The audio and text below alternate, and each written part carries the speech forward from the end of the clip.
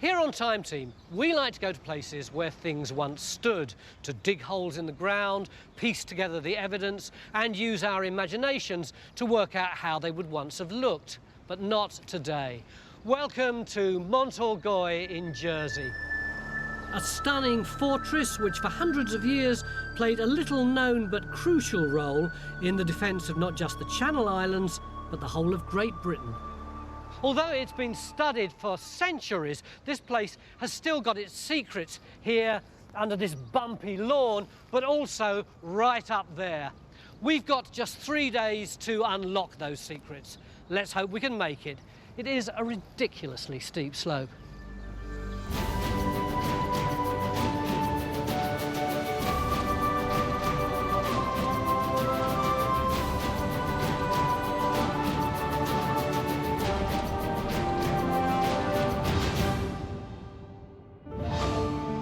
Mont Orgueil, Jersey's oldest castle, sits high over Gorey Harbour, protected on 3 sides by the sea.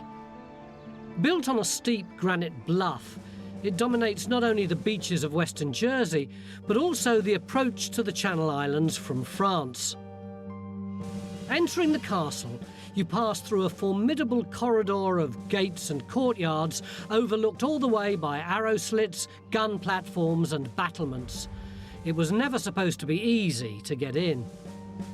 But it's the natural defence of the terrain that's really going to cause the team a few headaches. I mean, that's a serious slope. Yeah, that's slightly more vertical than I was expecting.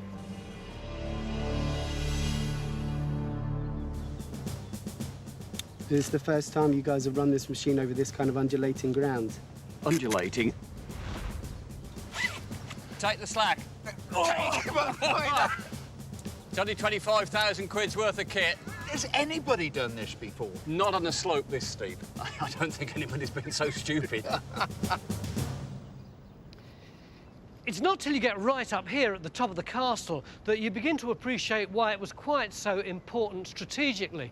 Look, you can see not only the beaches and the coastline, but way over there on the horizon, that is France. Helen, location, location, location. That's what it's all about, absolutely. Because this is the closest English castle to France. We may be 100 miles from the coastline of the UK, but we're only 14 miles from France. So that puts this place at the heart of politics in some of the most important times in our history. But why are we here, Warwick? Well, there are a number of mysteries about this castle that we want to solve. Although we've got this great stone structure all around us and we know quite a lot about it, there are bits that are missing. Just a minute. You've been working on this site for 30 years. Surely you must have cracked all the mysteries by now. Well, that's short in archaeological time and there's a lot to do. So there are still areas where we just need to know about the bits of the castle that have been demolished and lost over the course of time. What would you like us to be able to identify? I'd like you to come over here and look over the wall and look down to the green there below us. That area, Castle Green, has got earthworks and lumps and bumps in it, and clearly there are structures down there. Now, that area is unexplored. We know nothing about it archaeologically and almost nothing about it historically. If we look at this plan, which shows the outline of the castle as we understand it in the 13th century, we are very unclear about the north side. This uncertainty at the north end of the castle is due to the later addition of the Grand Battery and of Somerset Tower, monstrous fortifications built in the 16th century that would have obliterated any earlier structures. We'll have to closely examine these gargantuan walls, looking for clues in their makeup in order to find evidence of the 13th century walls and towers that complete Warwick's early castle plan. Helen, why should we be so interested in this period of the castle's history? It's because when this castle was built in the 13th century, that's just at the point where England has lost its lands to France. So this place is now on the front line of one of the major power struggles of medieval Europe. So this is what, King John? It is, that's right, yes. King John, who was famous for getting everything wrong and losing all his land in France. But in order to find out more about that, our guys are going to have to do some pretty tricky work, aren't they? Our efforts will be concentrated on the bumpy lawn of Castle Green and on the steep slopes under the formidable north and west walls. It's a relatively simple task, but with one enormous problem: the extreme terrain. Leading the hunt for the 13th century walls is the intrepid Geophys team, but it's slow going. It's a bit of a climb. It is. With Geophys struggling to get results, Phil's been looking for another way to start the investigation, and he's found a small, visible section of wall. What I want to do, Raksha, is we've put the trench in here. We've got what looks like a wall. Yeah. And it's the wall that runs right the way along. Now, at the back of it, we've actually got the main wall of the Tudor castle. The question is, does the Tudor wall sit on this wall? If that Tudor wall is sitting on the top of that wall there, the Tudor one is later, this one has to be earlier. What we're hoping is it might be the 13th century wall, but doesn't have to be. All we can say is it'll be earlier than the Tudors. The crucial thing about the dating is if we can identify any of the original mortar. And so that's why we've put in here. It's the place where these two walls come together. John, you know how much we love to wind you up, but I think we've really surpassed ourselves getting you to Geophys that slope. Yeah, I mean, I think the scariest thing for me is seeing Jimmy in that harness. There's lots of health and safety issues. We need to do it properly. Yeah. So it's taking time. It's going to be a while before we get any results from that area. So you've moved down here now? Yeah, I mean, this is more my sort of territory, nice flat lawn. And this is likely to be associated with the castle anyway, either in its earlier phases or perhaps ancillary buildings associated with it. Yeah, but Mick, you're not a castle-y sort of bloke. I can't imagine that the reason that you want to come down here is simply because this is part of a castle. No, I think there's a lot of possibilities that there's something earlier down here as well. Because if you mentally strip all that stone castle off the top there, you've got a promontory sticking out into the sea, which is likely to be the sort of thing that would be an Iron Age promontory, a prehistoric promontory, in which case through here you might have ditches and banks cutting off that promontory. So we might get something that's even earlier than the castle itself. I think it's highly likely, yeah. Geophys is now well underway on the very promising Castle Green, but meanwhile, up on the slope, Phil is just putting in our first trench. I wonder what he'll find. I can't wait to get up there myself. Maybe after lunch. Welcome back to the fantastic Mont Orgueil Castle here in Jersey. This isn't a bad job on a day like this, is it? Our archaeologists are already underway up on that slope, excavating behind those trees. But down here on the Castle Green, John, you've got some geophys for us. Yeah, we were saying earlier it's a fantastic area to survey. Yeah. The problem is the results aren't that clear. Why's that? Well, we've got problems with the bedrock. It's really close to the surface. The electric currents aren't going into the ground. Having said that, we've got some results. You've got some big black blobs there, haven't you? Yeah, I mean, that's on this higher bit of ground here. Yeah. Then you can see this green grass. I'm just wondering whether there's a ditch coming through here before we get onto this higher ground here. So I think an initial evaluation trench from where I'm stood over this potential ditch and onto this sort of possible building here. A possible building? You don't sound that convinced. Well, I'm just worried it's all geology, to be honest. But then you always are, aren't you?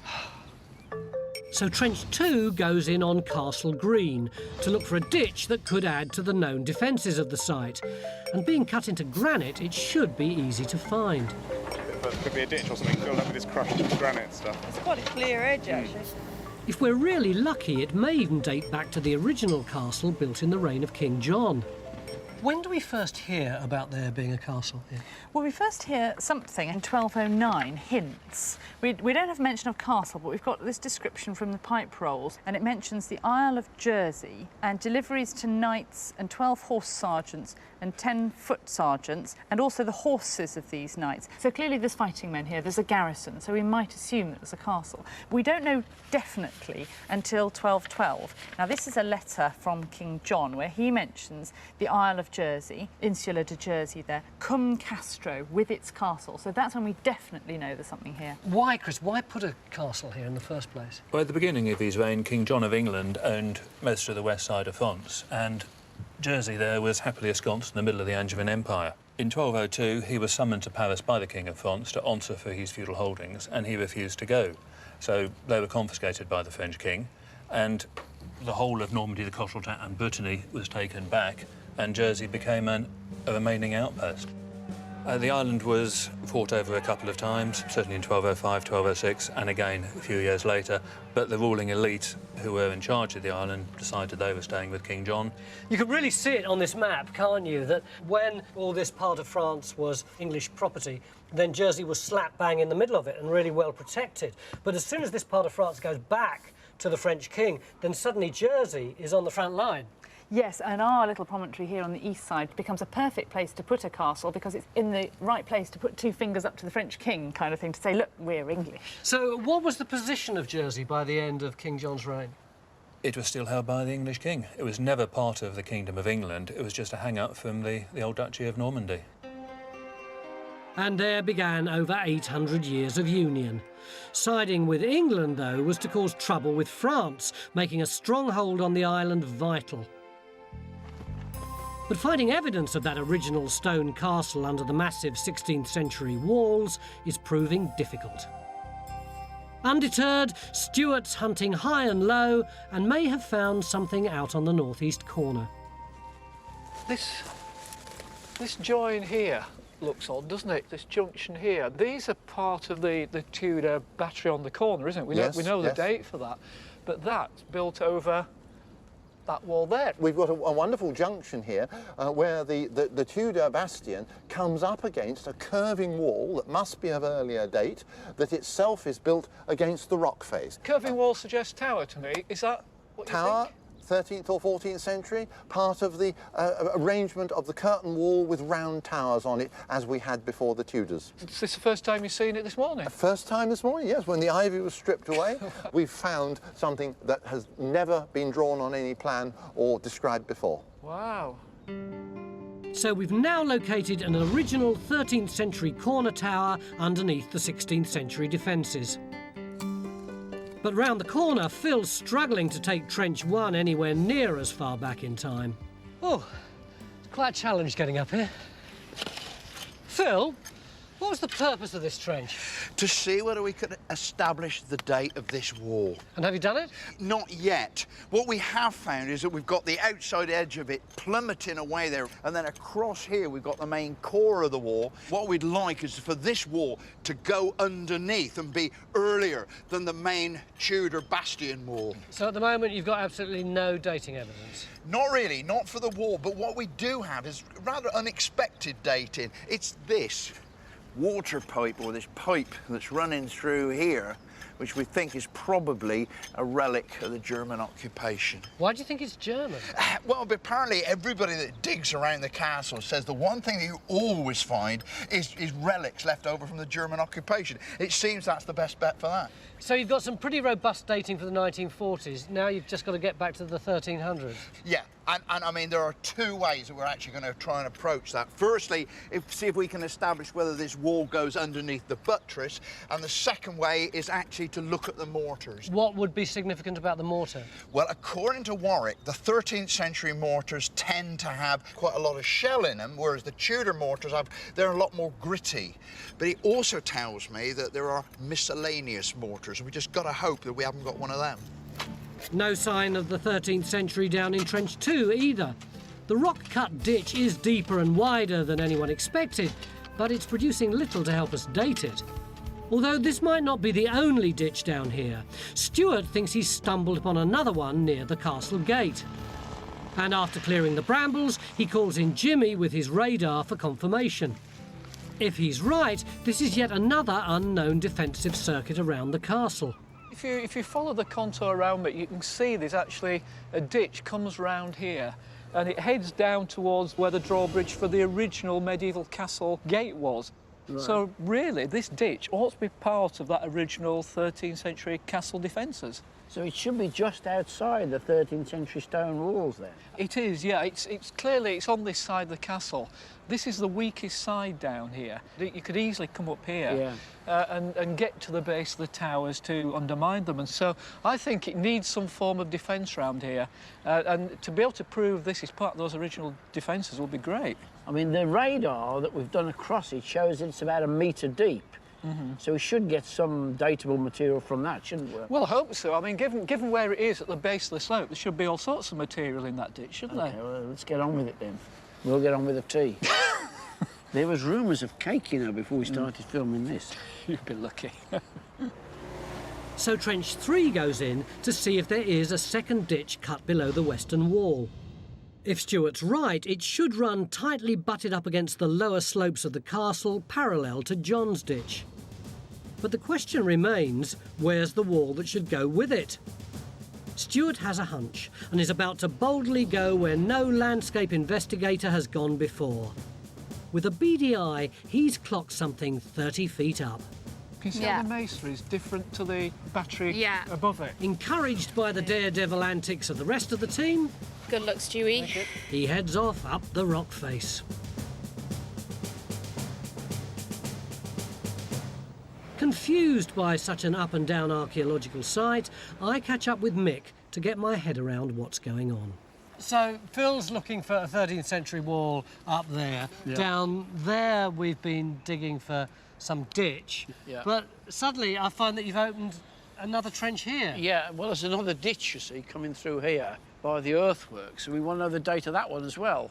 But, you know, given the magnificence of these castle walls, there's a bit of me that feels a bit disappointed that you're just digging for ditches. But the castle walls are just half of the defensive system. As well as each line of stone wall, there would have been ditches at the front as part of the other part of the defensive circuit. So we need to look at those as well. And do you think all those ditches will be the same date? I'd be very surprised if they were, because the walls are all of different dates, and so you'd expect correspondingly different ditches to be dug. After all, this is the weak side of the castle. The rest of it's defended by the sea and rocks. This is the side you can come overland to it, so you're going to have to revise your defence strategy from time to time, dig another load of ditches. It's hard for me to concentrate solely on Mick, because while he's digging down into the ditches, Stuart, perversely, is swinging in the air about 30 feet above our head. Stuart! Hello! What you doing up there? Having a look at this masonry here. You see this block here? Can you see there's a band of masonry going that way? Yeah. This is very different to the stuff that's on top of it, and it goes in a curve. This is earlier than that. That's Tudor, so this has got to be earlier, and it looks like it's the corner of a round tower. Could that be the 13th century wall that we're looking for? It looks very probable. Well, the castle is beginning to give up its secrets, although very slowly, and it's hard work, isn't it? It is, yeah. Who knows what we're going to find tomorrow? Normally, on Time Team, I try and finish a part with a cliffhanger, but just can't think of one.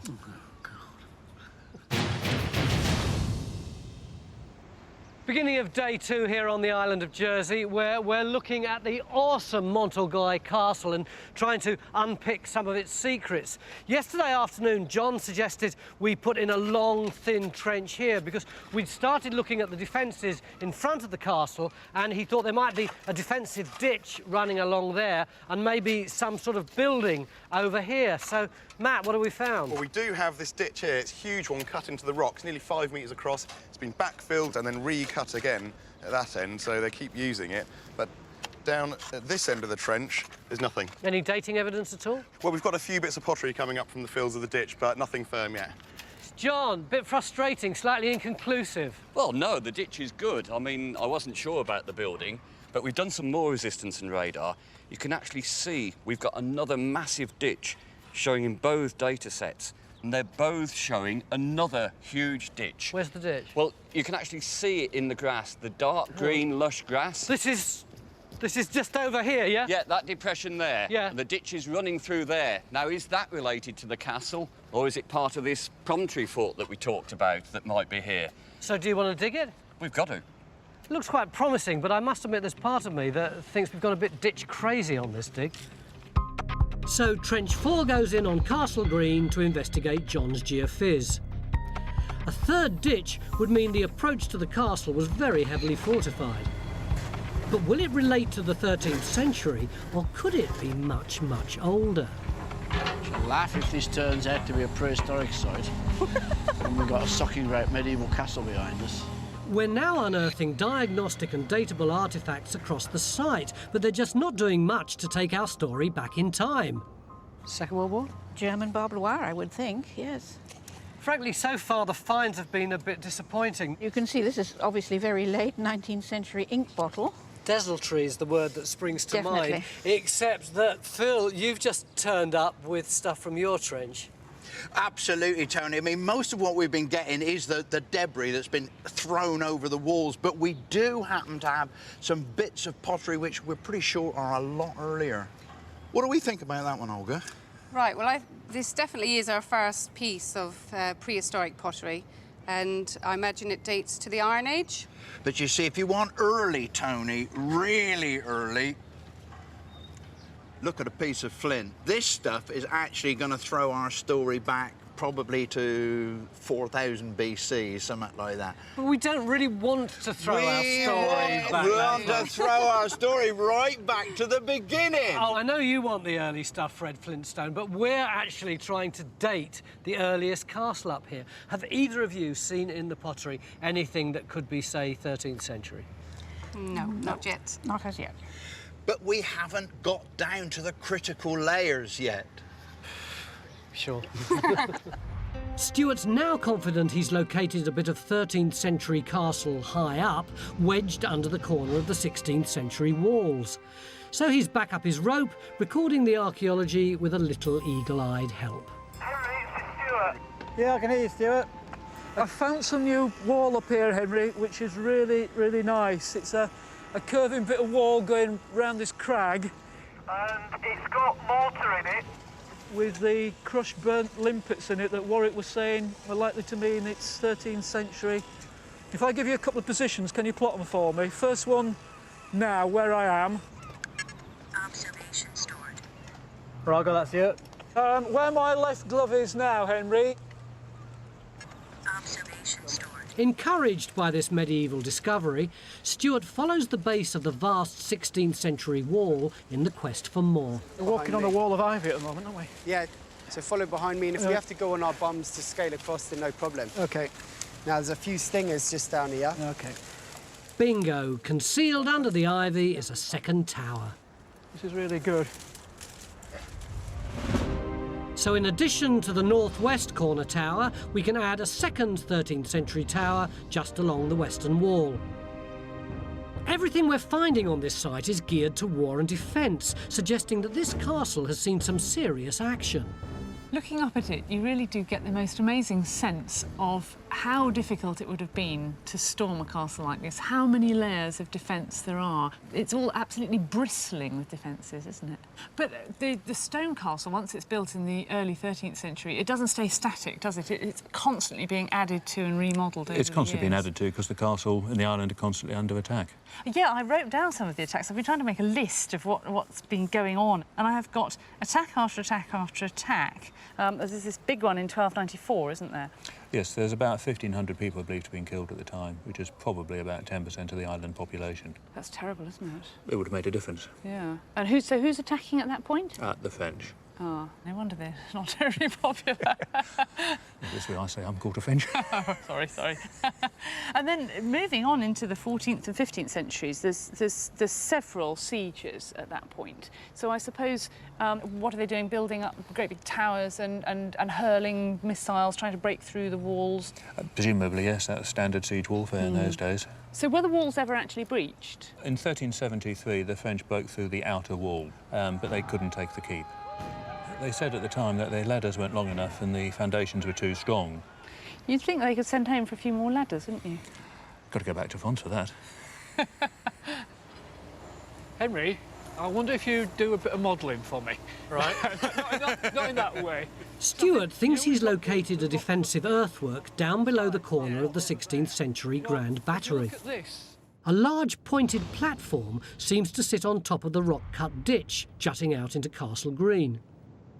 And you've got this big, flat sort of earthwork that comes and lies on the slope.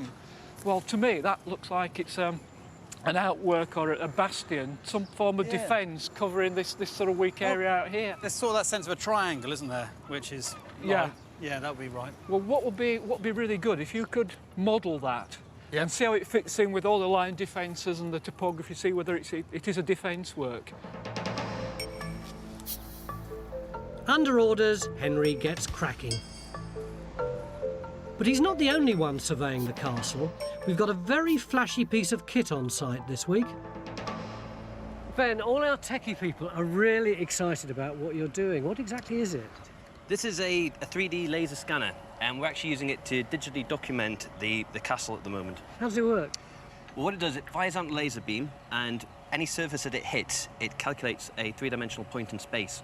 And does this thousands of times a second, creating a rich point cloud of data, which is an exact sort of replica of the castle. Why do we need a 3D model of the castle? Look, I've got eyes here, I can see the castle. We've got a camera here, that can see the castle as well. Why do we need you? We can use it to create very accurate measurements at any point within the castle. So if we scan the exterior walls and then we go inside and scan the internal rooms, we can then create measurements throughout the building. So you can actually take slices, as it were, out of the castle? We can, yeah. Once we've scanned the whole thing, we can literally slice through at any point, horizontally or vertical, and create sections throughout. Trench 3 has now bottomed out and has thrown up some useful pottery. What date do you reckon that is? 15th century. Oh, right, at the bottom. Yeah, right at the base. Right, well, I was just expecting it to be sort of 13th century or something like that. Well, we thought medieval, so it's later medieval, but... Right. Unless it's been washed down and it's cleared out, but from the evidence, it looks like it's 15th century.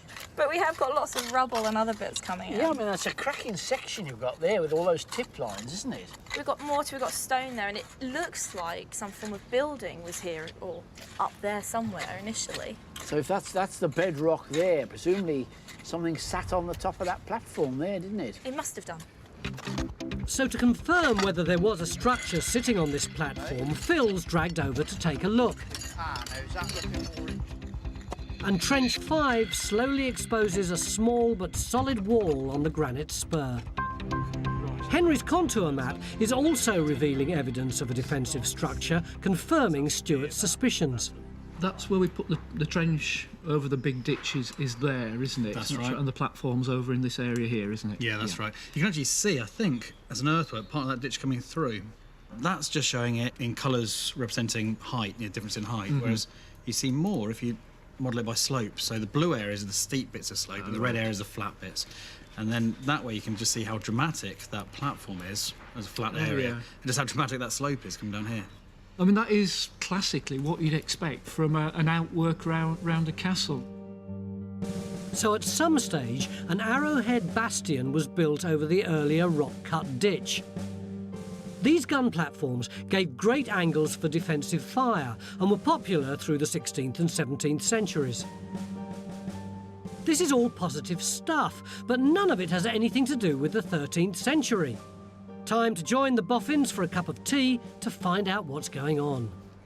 Gentlemen, I'm really struggling with the archaeology of this castle, mainly I think because it's got the big Tudor castle dumped right all over it, and it's hard to see anything else. But our first goal was to find the early castle, the 13th century one. How have we done there? We have found a tower on the rock behind us. We have got a very nice 13th century tower base sitting on the rock there. We found a fragment of another one part way down the west side, and we've got the known one at the southwest corner. So we've got the whole of the west side, and all the 13th century plan there is complete. But where we're sitting now, the ditch in that trench and this wall behind us, that isn't 13th century, is it? It doesn't seem to be. I mean, it's just possible that ditch here is part of that. It's undateable. The only thing we can say is it's overlain by this earthwork which we're sat on, which appears to be a gun platform of what, 16th century in date, something like that? Most likely, yes. So that ditch there is earlier than that, but it could be as early as the 13th century. But chances are it's somewhere between. What I'd like to do is put another section across it over there to test, because that had very little information in it, just see if we get any dating from that one. So Mick orders a second section across Stuart's ditch. His hope being Trench 6 will provide an early date for this ring defence. Back over in Trench 5, Warwick's dating techniques render Phil shell-shocked. Warwick? Yeah? You know, you were saying about that shelly mortar, and if you had shells in it, it was 13th century. Look. And look. And look again. There are whole shells in the mortar. Yes, they're shells, but that's not shelly mortar. But That's mortar with shells in it. Yes. Therefore, that must be Shelley mortar, that must be 13th century. This is mortar with occasional shells in, complete shells. Right, now this is a piece of real Shelley mortar, which Stuart found up there on the battery a little while ago, where the mortar is full of broken and crushed shell that's been in a lime kiln and is burnt. And that's what you see. All those dark bits are fragments of limpet shells that have been crushed and then burnt in a lime kiln. That mortar doesn't have it. So this mortar with shells in is 13th century. Yes. And this mortar with shells in is not 13th century, but Shelley mortar is definitely 13th century. You've got it. I'm losing the will to live. All day long, as far as the archaeology of Mont Orgueil is concerned, confusion has reigned. But thankfully, at last, the mists seem to be clearing, and hopefully by the time we go tomorrow, we'll be able to tell the full story of this castle. Mind you, this being Time Team, there's bound to be a few surprises along the way.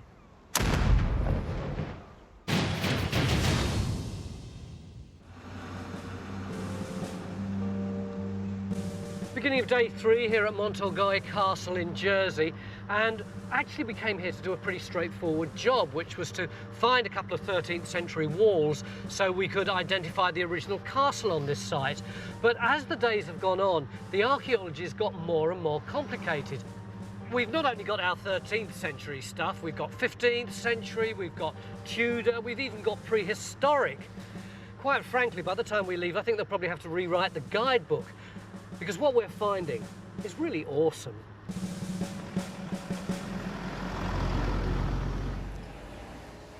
Well, there's a lot of activity going on around here. Yeah, we're trying to sort out these defences still. Yeah. I mean, Phil up there, look, he's on the top of this, which appears to be a sort of early gun platform and would have gone straight on up. But he's also picking up material that's coming from the 13th century tower at the top. So he's got the early mortar cascading down. This down here, this is where this ditch that is interrupted by this gun platform, this lower one, is carrying on round. You remember we were digging this to see if we can get more dating material? Hang on, this is all highly confusing. Up the top is 13th, 14th century. Yeah. Here that you're calling the gun platform, presumably this is Tudor. Yeah. And then underneath it, we've got this ditch, which is, best guess, 15th century? 15th century, probably. Yeah. We're getting dating material out of it now over there, so we shall learn that. I don't want to make it even more complicated, but I will. What about down there, on the Castle Green, where we thought we had prehistoric? Where Matt is, it's got peaty material in the bottom with bits of timber.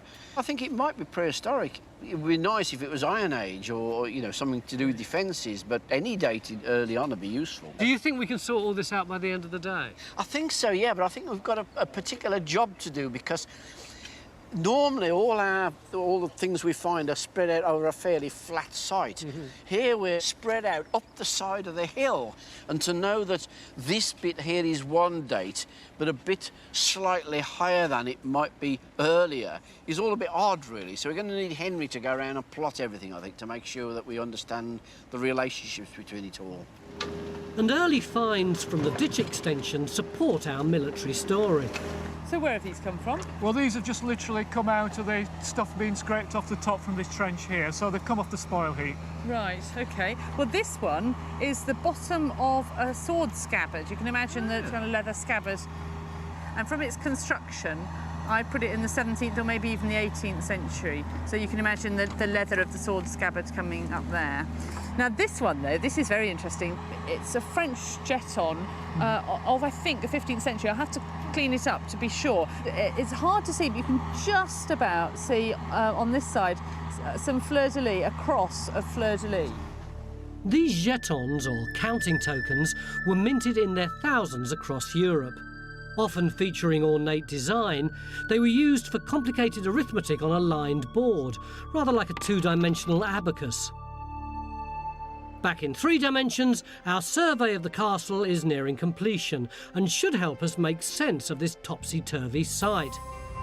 And Trench 2 has now hit rock bottom, although the pottery is definitely medieval and not prehistoric. But what did the building Phil was sent to investigate? One of the big mysteries for us since we got here has been this wall here.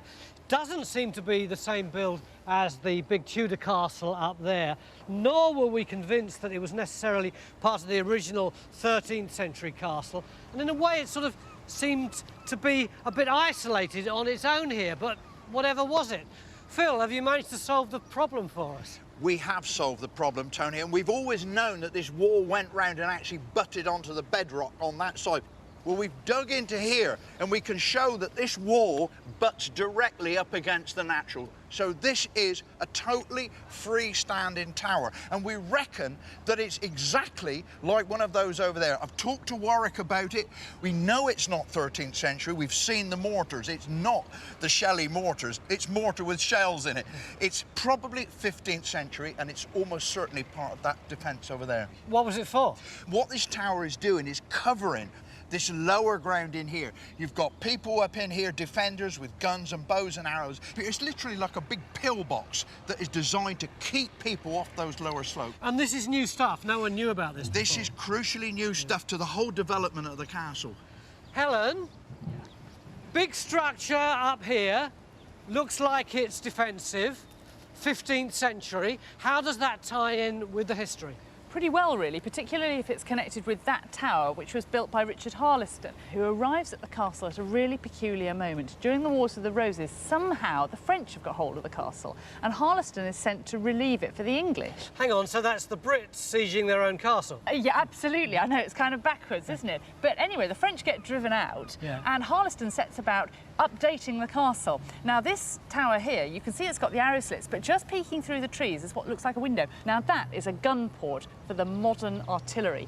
Now, this tower also looks like it was built for artillery, so they're part of the same defensive system. That does make sense, doesn't it? You'd have a tower there guarding the front entrance and one here checking out the rear. Absolutely. It all ties together.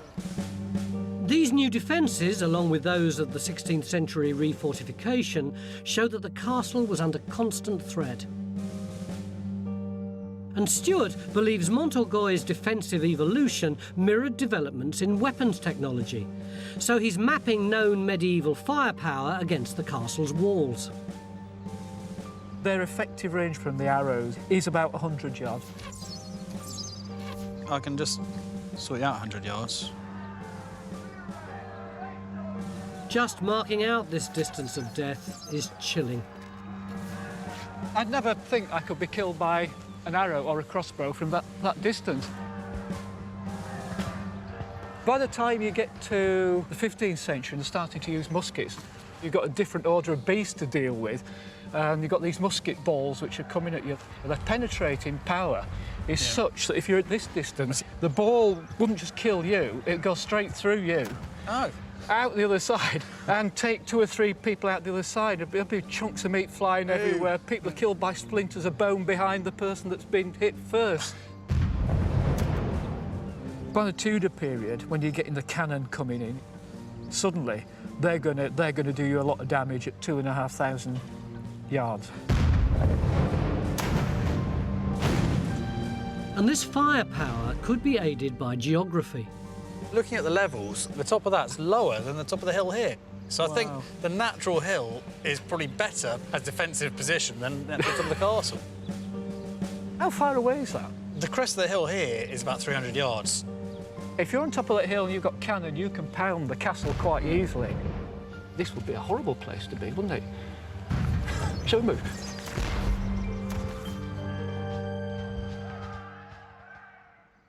We've now established there's no ditch in Trench 4, but as it turns out, Castle Green still did its bit for the war effort. Although we haven't found the big ditch that we were looking for in here, what we have got is an OGS, or old ground surface, with early medieval pottery in. But at this end, we've got this great big feature here. We've only got one side of it. Now, we think it's a quarry pit, and they're removing all the loose loess, the natural wind-blown sand and things in here, and they're mixing it up with stone to make a kind of mushy paste almost, with big bits of stone in, and they're using that for the wall core, and in the time of about the 1470 rebuilds of the castle. I haven't heard the word prehistoric mentioned once. No, neither is there in that trench over there, where we've got 14th century at the bottom, 15th century halfway up. There's nothing prehistoric down here at all. But you got us all excited about the possibility of prehistory down here. Oh, that's right, yes, and there's no evidence. I mean, there is prehistoric stuff on the top of the base of the castle. That's where the prehistoric site must be.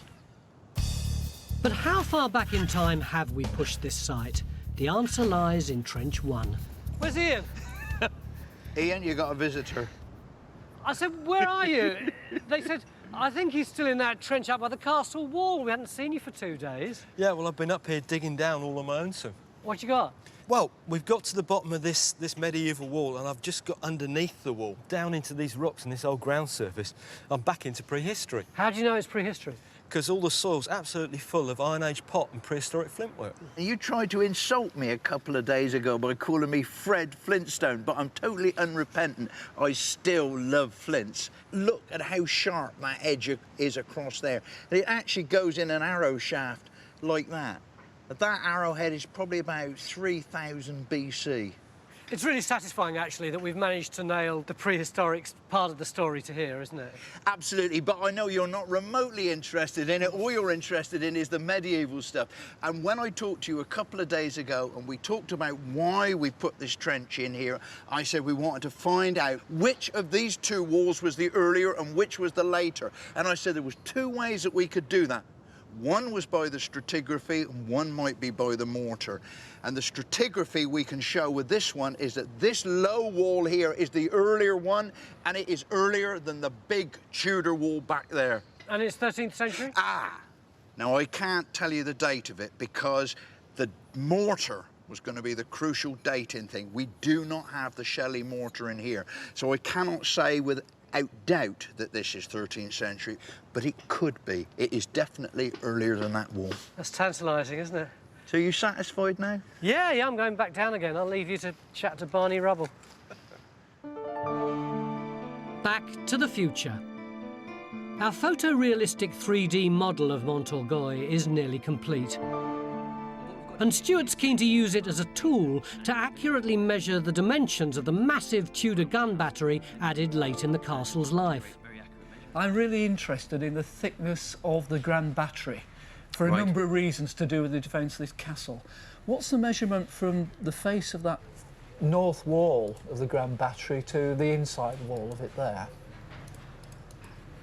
So we're looking at 12.405 metres there. Right, crikey, that's thick. I mean, when you think that the average stone wall is probably only about maximum 2 metres thick, and how deep is that from the corner to the inside of that curve of the battery?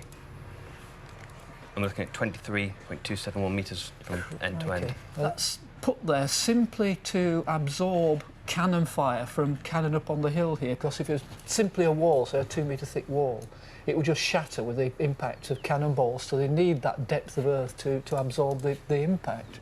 And while this huge Tudor gun platform buried much of the original castle, the archaeology is not entirely lost to us. So when do you start getting the good reflections? Just in front of where you're standing. At the 11th hour, Jimmy has made a remarkable discovery. His radar has picked up a complete 13th century tower inside the later bastion. That ends our investigation, and it's time to draw together what we've learned about the earliest stone castle and its subsequent development. What can we add to this now that we didn't know when we started? We can confirm that there is a half-round tower. We've also found a completely unknown round tower. A round tower there. A 15th century battery down here. A solid half-round. What about bastion. down on the slopes? A half-round, a D-shaped 15th century. 14th, 13th century. I think I'd better pull this together. Mont Orgueil has been in use since prehistory. The steep-sided granite hill has been recognised as a perfect defensive position for at least 5,000 years. The site was set in stone in the 13th century, when a fortified keep was built on the highest point. Protective curtain walls and towers surrounded it, high up on the crest of the hill and partway down the slope. In the 15th century, the castle had a military makeover. 2 formidable ditches were cut in the rock below the hill, and a pair of gun towers were added to protect the gateway and cover the approach to Castle Green. The late 16th century heralded the most substantial changes. Towers and walls from the earliest castle were knocked down or buried under a monstrous gun battery, and a lofty D-shaped tower designed to protect the heart of the castle. The arrowhead bastion at ground level was the cherry on the cake, leaving Mont Orgueil groaning under the weight of guns. But all this refortification was to prove futile, as the castle became a prisoner of its own geography. Henry, have you got those measurements yet? Yes, I have, Stuart. Where I am now is just over 200 yards away from you, but I'm actually over 4 metres higher than you. I'm not even at the top of the hill yet, so I've got the advantage. So you're definitely higher than me? Definitely. What are you up to, mate? 4 metres. Well, we've been trying to work out why these defences are so complex, particularly on this side of the castle, and why the castle seems to get higher and higher and higher over the periods.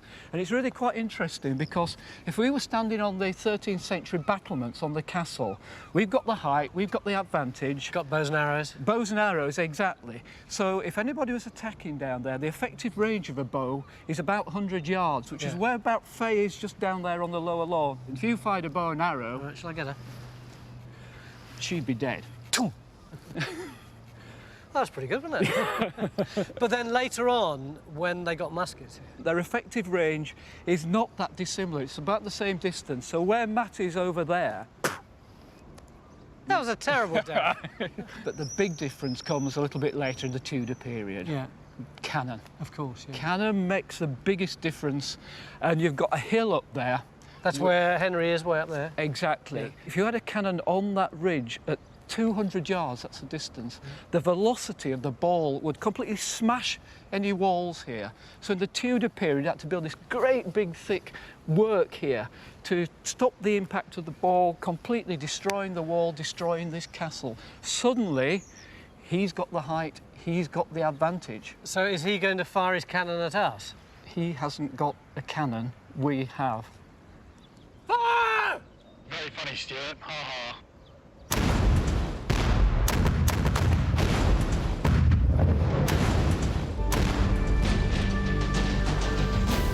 To ensure you catch all the latest updates, please do subscribe to this channel, follow us on social media, and sign up to our newsletter, and join us on Patreon.